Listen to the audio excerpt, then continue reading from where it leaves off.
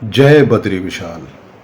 4% सिर्फ पिछड़े समाज को दिया गया। क्यों साहब? आरक्षण खा लिया गया। कहते ये सब है, इनकी नीयत ठीक नहीं। 51 कहता है देश के सभी नागरिकों को हिंदी और संस्कृत लिखना पढ़ना बोलना आना चाहिए, आप अपने मैनिफेस्टो में ले लो। आर्टिकल 47 कहता है नशाबंदी शराबबंदी होनी चाहिए, अपने मैनिफेस्टो में ले लो। कल्चर में ये है कि 3 शादियां कहें तो वो गलत है, मैं कह सकती हूँ, आप भी बोलिए ना, आप बोलिए। आप कुरीति है, हलाला कुरीति है, बड़ा कुरीति है, मिसरार पुरुष है, तहर्रुफ में आप है। यूनिफॉर्म सिविल कोड आ जाता है, इस्लाम पे कोई आंच नहीं आने वाली, मुसलमान का जो भी मजहब है वैसे ही चलता रहेगा।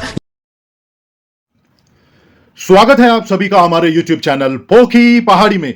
आज की डिबेट यूसीसी अर्थात यूनिफॉर्म सिविल कोड पर है। आज सभी यह जानना चाहते हैं कि क्या भारत सरकार यूसीसी लागू करेगी, क्योंकि एक देश एक कानून का विचार आज करीब करीब हर आदमी के जहन में है और देश के नागरिकों को उम्मीद इसलिए भी है क्योंकि मोदी सरकार अपने अतीत में लिए गए सख्त फैसलों के लिए जानी जाती है। दरअसल पूरे विश्व के किसी भी देश में जाति व धर्म के आधार पर अलग अलग कानून नहीं है। आज की डिबेट में भी इसके पक्ष व विपक्ष में चर्चा हुई है, तो चलिए आज का वीडियो शुरू करते हैं। मैं आपसे सिर्फ ये पूछ रही हूं कि इसको लाने के बाद कोई नुकसान होगा किसी धर्म से जुड़े व्यक्ति का? सीधा पॉइंटेड क्वेश्चन है सर। देखिए सुचरिता जी, मैंने वही कहा, पहले तो ड्राफ्ट में इनकी नीयत पता चले, ये सोच किया। सुनिए मेरी बात, ये बड़ा इंपॉर्टेंट मामला, इंपॉर्टेंट। तमाम कानून है, आरक्षण का 69,000 शिक्षकों की भर्ती हुई, 4% सिर्फ पिछड़े समाज को दिया गया।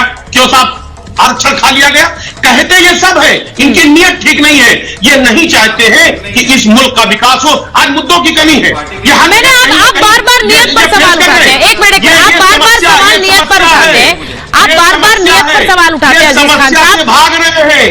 यही सवाल उल्टा बीजेपी आप पर उठा रही है कि 24 से पहले आप लोग, आप हर चीज 24 से जोड़ देते हैं कि 24 आने वाला है, इसीलिए यूसीसी लाने वाले हैं। अश्विनी जी मुझे ये बता दीजिए, मैं अपराजिता जी से सवाल पूछूं, लेकिन 24 के मद्देनजर है ये घोषणा पत्र में बीजेपी के हमेशा से रहा, लेकिन ये बार बार टलता क्यों रहा है?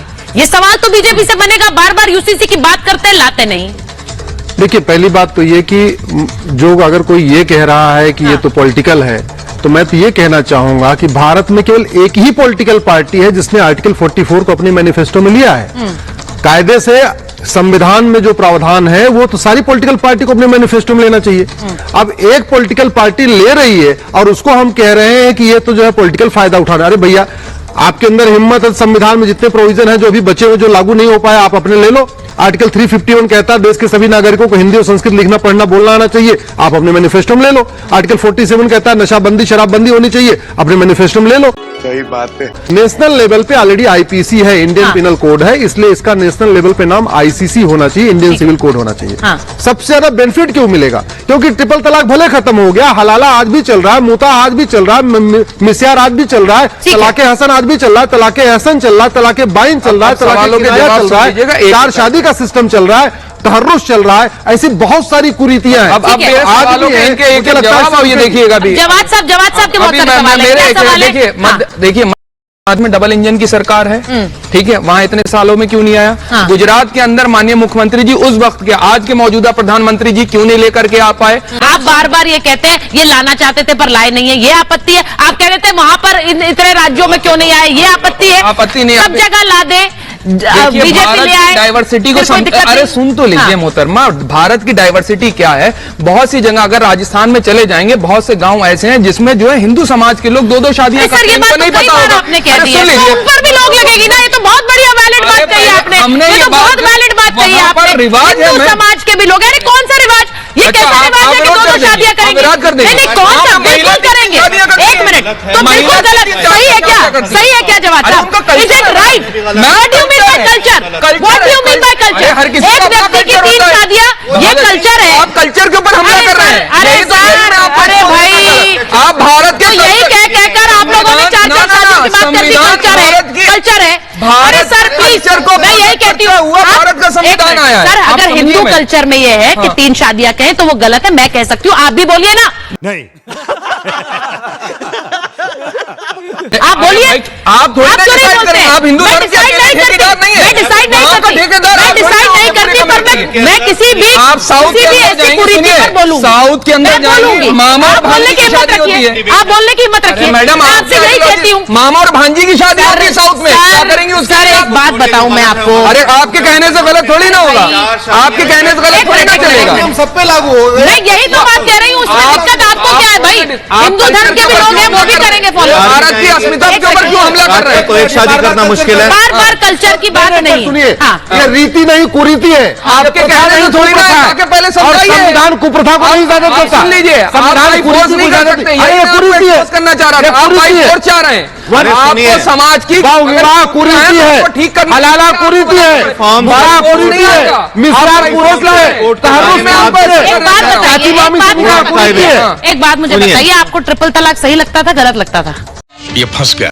आप लेकर के क्यों? आपको सही लगता था, गलत लगता था? किस सिलसिले में? बिल्कुल गलत था। ट्रिपल तलाक क्या होता है भाई? भी बताने की जरूरत है। बिल्कुल गलत ट्रिपल था। तलाक आपको सही एक लगता था, हंफी गलत मसला लगता एक सेटिंग एक में सेकंड, आप सेकंड में तलाक नहीं, तलाक एक सेकंड, कह के एक औरत को मैं बाहर आपसे बिठा दो, सिर्फ ये बच्चे भी कौन से उससे मसले मैं के आपसे अकॉर्डिंग पूछ रही हूँ, ट्रिपल तलाक ट्रिपल सही तलाक था या कौन गलत से था? मसलक के सर अकॉर्डिंग मुझे पूछ रही हैं? मुझे अपनी टेक्निकलिटी में फंसाने अरे की क्यों नहीं कोशिश फंसा रहे? मत करिए। आपको तो पता होना मुझे ये बताइए, मैं बता रहा हूँ, नहीं नहीं, एक हंसी सेकंड, कोर्ट के एक अकॉर्डिंग आप सेकंड, तलाक एक देते हैं। सेकंड। अच्छा ठीक है, सारे ट्रिपल तलाक जितने भी आपकी डिक्शनरी में बता दीजिए, गलत है, सही है, गलत है, सही लगते थे आपको? आप गलत लगते थे, सही लगते थे? आप सुनिए, गलत लगते थे, सही लगते आप थे? सुनिए, जवाब साहब, आप जब जवाब नहीं जानते ना, आप ऐसे घुमाते हैं। गलत लगता है। जब आप जवाब नहीं जानते, आप ऐसे चलिए घुमाते आपसे कह देना, हैं। आप आपको गलत लगता था, सही लगता था? गलत तरीका था, गलत तरीका तरीके में है था, तो दिक्कत। आपने इतने सालों समझा आपको लिया, तरीके में समझा दिक्कत है नहीं ना। पाए, इसीलिए अरे कानून आपको लाना तरीके पड़ा, की बात करिए ना। समझा नहीं पाए, आप इसीलिए तरीके कानून पे नहीं लाना जा पड़ा। रही सर, है, यही कौन बताना कानून चाह रही लाएंगी? थी, यही बताना तरीके चाह पे रही थी। जाएंगे आप। आप अगर समझा लेते ना, अरे तो हम कानून आपको लाने की समझा रहे हैं, आप जरूरत नहीं समझने के पड़ती। तैयार कहाँ हैं? This is disappointing। एक बात सभी कर दो। यही होता है, यही होता है।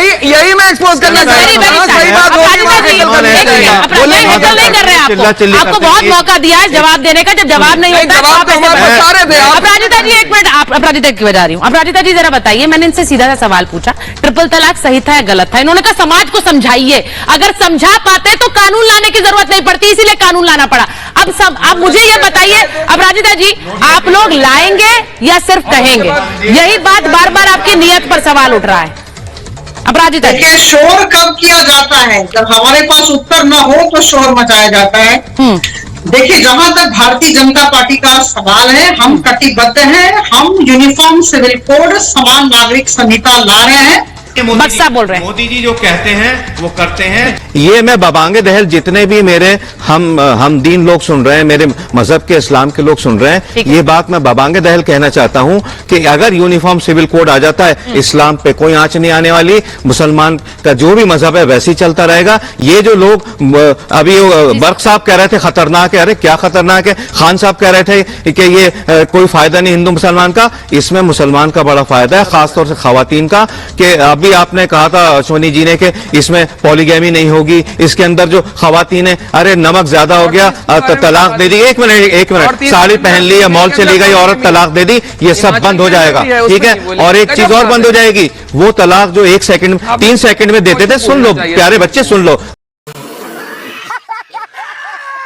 इसमें मुसलमान का कोई नुकसान नहीं है। और ये जो हमारे मुस्लिम कुछ नेता हैं, चाहे वो आप हो जो पर्दे पे नहीं है, ओवैसी एंड कंपनी, ये भड़काते हैं, भटकाते हैं, बहलाते फुसलाते हैं और गलत रास्ते पर मुस्लिम कौम को ले जाते हैं।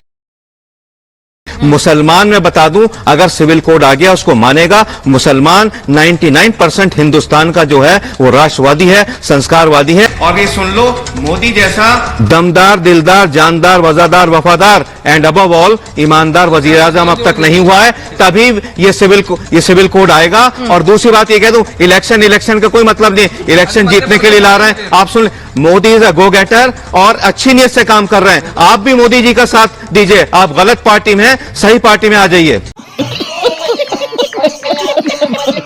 अच्छा अजीज खान साहब, आपको तो पार्टी बदलने की राय दे दी भाई बख्श साहब ने, पार्टी बदल लीजिए। पूछिए। आप जहां पर